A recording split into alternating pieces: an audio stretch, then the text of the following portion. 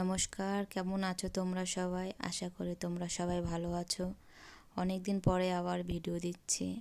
আগের ভিডিওগুলোতে আমার কপিরাইট চলে এসেছিলো, সেই জন্য আমি ভিডিওগুলো ডিলিট করে দিয়েছি। এখন থেকে রেগুলার ভিডিও দেওয়ার চেষ্টা করব। এখন বাজে সকাল 10টা। ঘুম থেকে উঠতে অনেক লেট হয়ে গেছে। সকাল দিকটা এত ঘুম পায়, 7টার অ্যালার্ম দিচ্ছি, অ্যালার্ম বন্ধ করে আবার শুয়ে পড়ছি। এই ঘুমের জন্য সকালের খাবার দুপুরের খাবার রাত্রে খাচ্ছি। সকালের বাসি কাজগুলো সেরে ভাতটা আমি এইদিকে বসিয়ে দিলাম। সকালে ওষুধ খাওয়ার আছে, ভাত খেয়ে তো আর ওষুধ খেতে পারবো, সেই জন্য এখানে আমি চা, বিস্কিট আর খেজুর খেয়ে নিচ্ছি।